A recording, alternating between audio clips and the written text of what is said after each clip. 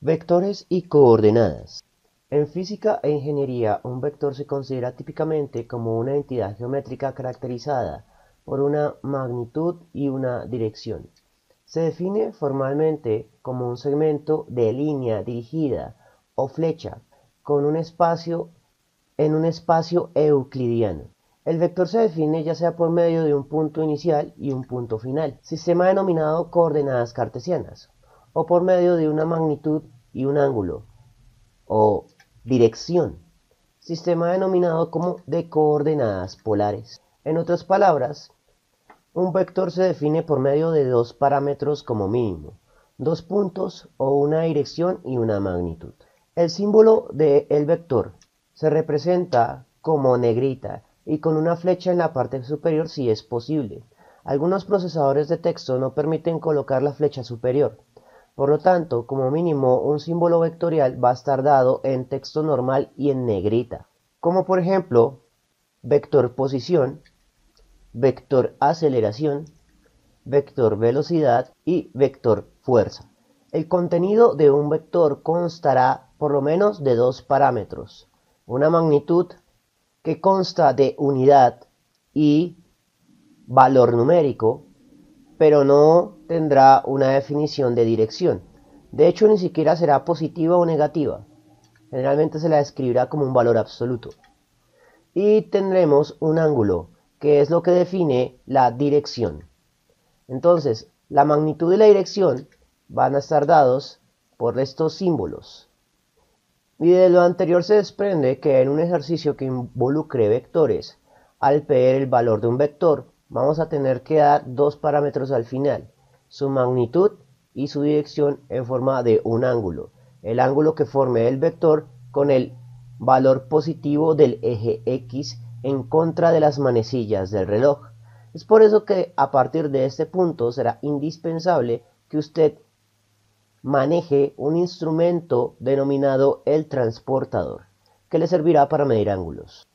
En el sistema de coordenadas polares existe un tercer parámetro importante para algunos vectores, siendo este el punto inicial, que igual se describirá como un punto inicial cartesiano, que es el punto de donde emerge el vector. En la mayoría de las situaciones el punto inicial es el origen, o punto 00, por lo que normalmente este punto inicial tiende a despreciarse. Para la descripción completa de un vector, por lo tanto, deberemos realizar procedimientos trigonométricos, pues el vector, al describirse como la hipotenusa con un ángulo, va a tener una componente en X igual a uno de los catetos, una componente en Y igual a otro de los catetos. Por lo tanto, aplicando la trigonometría podemos rescatar ecuaciones que describen al vector, como por ejemplo la magnitud del vector, que podrá calcularse por medio de la terna pitagórica, como por ejemplo el vector velocidad va a tener su magnitud igual a la raíz cuadrada de los cuadrados de los componentes de velocidad en X y en Y. Tenga en cuenta que la magnitud del vector velocidad también recibe el nombre de rapidez. Es común cometer errores semánticos al leer enunciados e interpretar la rapidez como velocidad. Sin embargo, formalmente una velocidad es un cambio inseparable entre la rapidez y su ángulo, lo cual nos lleva a el verdadero problema de los vectores, y son las componentes. Para poder trabajar con los vectores deberemos realizar constantes traducciones entre el sistema cartesiano y el sistema de coordenadas polares. Normalmente los enunciados nos dan una coordenada polar, pero deberemos convertirlo a coordenadas cartesianas para hacer cálculos como suma de vectores. Por lo tanto, debemos reconocer cuáles son las funciones trigonométricas fundamentales que nos permiten describir un vector, siendo esta el seno como la componente y del vector sobre la magnitud del vector, definición del seno. La definición del coseno será la componente en X del vector sobre la magnitud del vector, y la tangente siendo el cociente entre el seno y el coseno.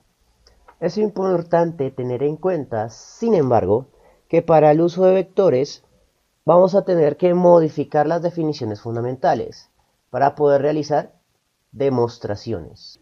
Pues desde la demostración debemos pasar de estas tres definiciones fundamentales, pero que son inútiles a la hora de resolver ejercicios de lápiz y papel, a ecuaciones que sí son aplicables a ejercicios, como por ejemplo el cálculo de magnitudes, la descomposición de vectores y especialmente el cálculo del ángulo aparente. Así que vamos a ver cómo se modifican esas definiciones. Entonces vamos a iniciar asumiendo que debemos traducir de una coordenada polar a una coordenada cartesiana. Entonces tendremos magnitud y ángulo en el enunciado. Vamos a hacer esta demostración empleando el vector velocidad, teniendo en cuenta, sin embargo, que las mismas ecuaciones se pueden transliterar a otros vectores diferentes, como aceleración, posición o fuerza. Entonces, el seno del ángulo θ será igual al cociente simple que ocurre entre la componente en y del vector sobre la magnitud del vector. La definición del coseno es la componente en x sobre la magnitud del vector. La definición de la tangente es el cociente que ocurre entre el seno y el coseno. Estas son las tres definiciones fundamentales. Entonces lo primero que voy a hacer para hacer la traducción de coordenada polar a cartesiana es usar estas dos ecuaciones. Como el enunciado me da la magnitud del vector y el ángulo, solo tengo que despejar las componentes. Entonces, para calcular la componente en y, paso la magnitud del vector a multiplicar y expreso la ecuación de manera elegante. Y lo mismo voy a hacer para la componente en x. Con lo cual obtenemos dos fórmulas que nos sirven para traducir de ángulo y magnitud a dos puntos que permiten el trabajo con coordenadas cartesianas. Ahora, para poder traducir de una coordenada cartesiana a una coordenada polar, deberemos seguir un camino opuesto, pero un poco más complicado.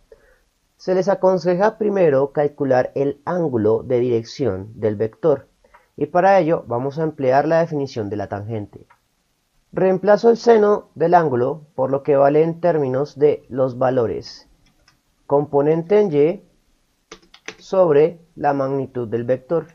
Reemplazo coseno por lo que vale en términos de sus componentes, componente en x dividido la magnitud del vector, pero como quedaría dividiendo a una división, en realidad estaría multiplicando.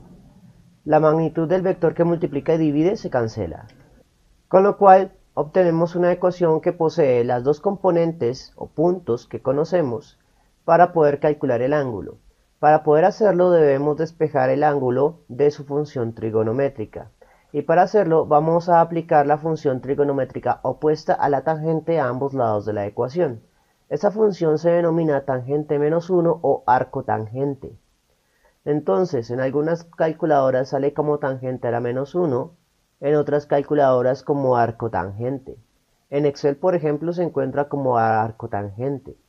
Entonces, aplicamos arco tangente o tangente a la menos 1 a ambos lados de la ecuación. A la izquierda, entonces se libera el ángulo que pretendemos determinar, y a la derecha las dos componentes en x y en y van a tener que verse afectadas por la función tangente a la menos 1 o arco tangente. El problema, sin embargo, es que este ángulo que tenemos aquí es el ángulo calculado o aparente, cuestión que voy a discutir más adelante.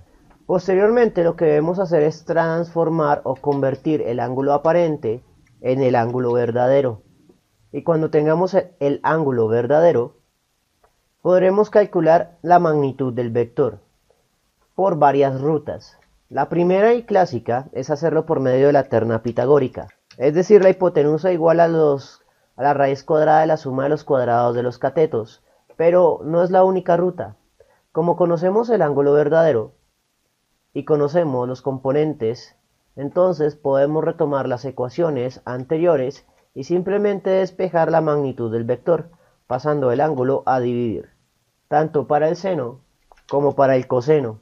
Y como la magnitud del vector es la misma en las tres, entonces tenemos una igualdad triple.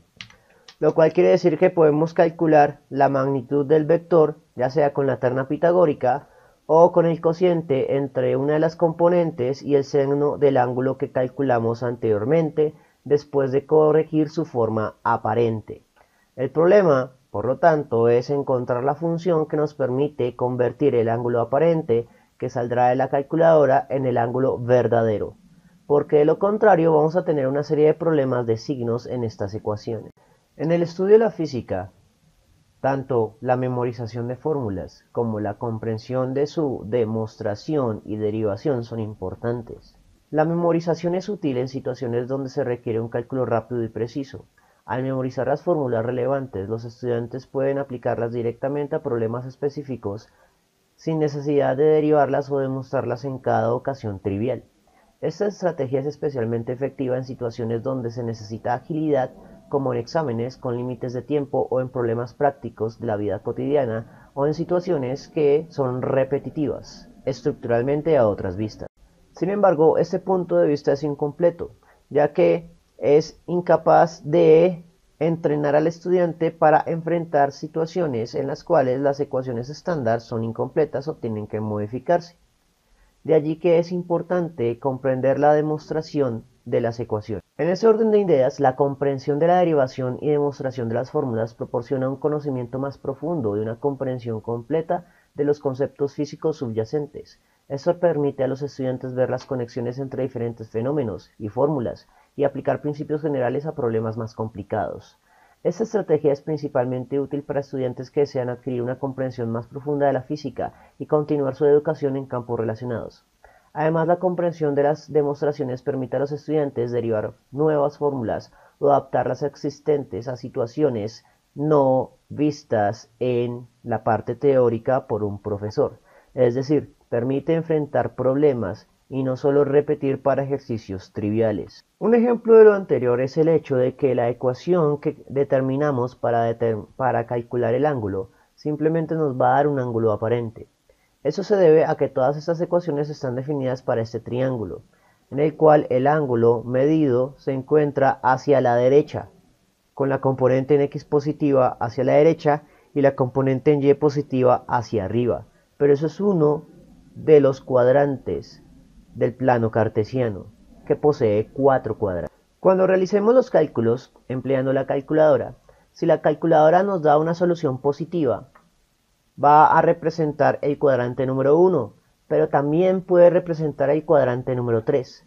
Sin embargo, para la calculadora solo existirá el cuadrante número 1, que es el triángulo que empleamos para hacer la demostración de las ecuaciones. Si la solución es negativa, entonces la calculadora estará interpretando su ángulo reflejo en el segundo cuadrante del plano cartesiano, pero con un ángulo medido desde la posición negativa en x hacia atrás. Sin embargo, como estándar, nosotros siempre medimos los ángulos desde el eje positivo de x en contra de las manecillas del reloj, a menos que el enunciado implique lo contrario. Por tal razón, es importante que si el vector está siendo dibujado en el segundo, tercero o cuarto cuadrante, modifiquemos el valor que aparecerá en la calculadora para poder obtener el ángulo verdadero. Para poder hacer eso, vamos a emplear la función de corrección del ángulo verdadero. En esta ecuación vamos a tener que el ángulo verdadero, θ, va a ser igual al ángulo aparente que sale de la trigonometría con el arco tangente o tangente a la menos 1, es decir, la ecuación anterior que sale con la calculadora, más un ángulo estándar que es 180 grados y una constante que dependerá del cuadrante en el cual se dibuja el vector. Por ejemplo, si el vector se dibuja en cualquier punto del primer cuadrante, el valor de la constante será 0. Por lo tanto, todo el término de corrección será 0 y el ángulo aparente será igual al ángulo verdadero. Sin embargo, si el vector se dibuja en cualquiera del segundo o el tercer cuadrante, entonces la constante n va a valer 1 y por lo tanto todo este término va a valer 180 grados, de forma tal que nos permitirá corregir. Ya sea para el triángulo verde, vamos a tener un valor en el cual el ángulo sale negativo y se le adiciona 180 grados, con lo cual vamos a obtener un ángulo mayor a 90 pero menor a 180. lo cual define al segundo cuadrante en el plano cartesiano. Por el contrario, para un vector dibujado en el tercer cuadrante, el resultado que sale en la calculadora es positivo. Por lo tanto, vamos a tener una suma directa entre el valor que sale de la calculadora, que no superará 90 grados, más 180, lo cual definirá cualquiera de los ángulos en el tercer cuadrante. Finalmente, si el ángulo que dibujamos lo dibujamos en el cuarto cuadrante, entonces el valor de la constante va a ser 2 y todo esto va a ser igual a 360 grados. Lo que salga de la calculadora para el cuarto cuadrante va a ser un valor negativo.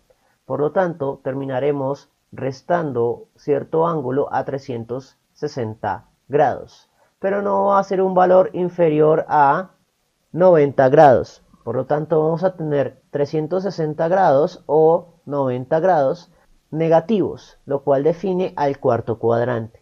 Entonces, dependiendo del lugar donde se dibuje el vector, vamos a modificar la constante para poder convertir el ángulo aparente en el ángulo verdadero del vector.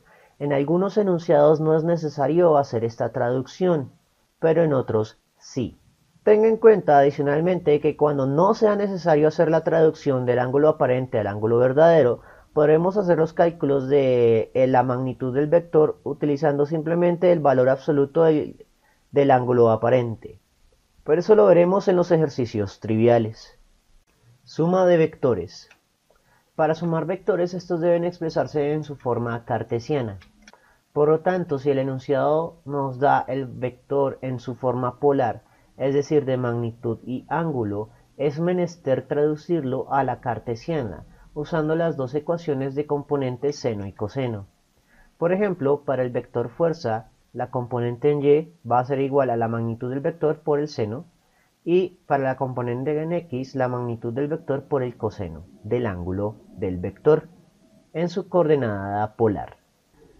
Por ejemplo, si tenemos una fuerza por patada y una fuerza por puño, tendremos que descomponer ambos vectores.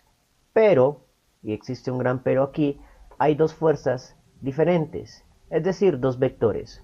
Y por lo tanto deberemos adicionar subíndices extra, en este caso para determinar la identidad de cada uno de los vectores. Por ejemplo, voy a denominar la fuerza por patada como el vector número 1 y la fuerza por puño como el vector número 2. De forma tal que descompongo el componente en y del vector número 1 y el componente en y del vector número 2 y así sucesivamente. Una vez que he descompuesto cada uno de los vectores, lo que hago es sumar componentes por separado. La componente total en el y, por lo tanto, va a ser igual a la componente en y del primer vector más la componente en y del segundo vector. Y la componente total en x va a ser igual a la componente en x del primer vector más la componente en x del segundo vector. Tenga en cuenta que vamos a tener escenarios en los que hay que sumar más de dos vectores. Por lo tanto, podemos generalizar esta expresión de suma de vectores de la siguiente manera. F de n es el vector o la magnitud del vector fuerza para una cantidad n de dimensiones de un espacio euclidiano, siendo en este caso x o y. Y ese vector o magnitud total va a ser igual a la suma simple de cada una de las magnitudes individuales que compartan su mismo eje, x o y. Una vez que tengamos los componentes totales en x o en y, podremos aplicar las ecuaciones que vimos anteriormente para obtener el ángulo total del vector resultante y la magnitud total del vector resultante, con lo cual habremos completado la suma de vectores. Muchos parámetros físicos no son vectores, pues poseen magnitud pero no sentido expresado en forma de un ángulo que nos dé una dirección. Por ejemplo, tiempo, masa, distancia, rapidez, temperatura o energía. Sin embargo, algunos de estos parámetros estarán relacionados con vectores. Por ejemplo, la distancia está relacionada con el vector posición y la rapidez está relacionada con el vector velocidad, pues son sus magnitudes. A estos valores los denominamos escalares. Los escalares pueden multiplicar a vectores fácilmente. Al multiplicar un vector por un escalar, el resultado será un nuevo vector. Por ejemplo, Si multiplicamos el escalar tiempo por el vector velocidad, vamos a obtener el vector distancia. Sin embargo, este tipo de operaciones solo es válido si la relación entre el escalar y el vector es la misma en todas las componentes. Solo en ese caso, el resultado de esa multiplicación directa va a ser igual al que obtendríamos si hiciéramos la operación por la descomposición vectorial y la recomposición del vector al final. Sin embargo, si el escalar se relaciona con el vector de manera diferente en ambas componentes, es decir, en y se comporta con aceleración constante, mientras que en x se comporta con velocidad uniforme, entonces no podremos aplicar vector por escalar y tendremos que hacer la descomposición vectorial en cada uno de los componentes por separado. Otra propiedad a tener en cuenta se denomina producto punto. El resultado de un producto punto entre dos vectores es un escalar. Por ejemplo, trabajo se define como el producto punto entre el vector fuerza y el vector desplazamiento. Y la solución de eso es el producto entre la magnitud de fuerza, la magnitud de desplazamiento y el coseno del valor absoluto de la diferencia de los dos ángulos de los dos vectores. Eso porque posiblemente el vector fuerza esté apuntando en una dirección, mientras que el vector desplazamiento esté apuntando en otra dirección. El ángulo que forman esos dos vectores es la diferencia de esos ángulos con respecto a la componente en x verdadera. Lo que nos importa es precisamente el ángulo que forman los dos vectores entre sí y no los ángulos que formen esos vectores con la componente en x. De allí que debemos determinar eso con una resta de ángulos y en un valor absoluto. El mundo de los vectores tiene una mayor gama de propiedades y operaciones a tener en cuenta. Sin embargo, con esta información será más que suficiente para podernos enfrentar a situaciones de problemas y ejercicios de lápiz y papel para futuros capítulos del curso de Física General. Eso fue todo por el momento. En la descripción del video voy a dejar enlaces a más ejercicios de vectores. Si les gustó el video no olviden suscribirse, darle like y especialmente compartirlo. Eso mantiene vivo a este canal y nos vemos en una próxima oportunidad.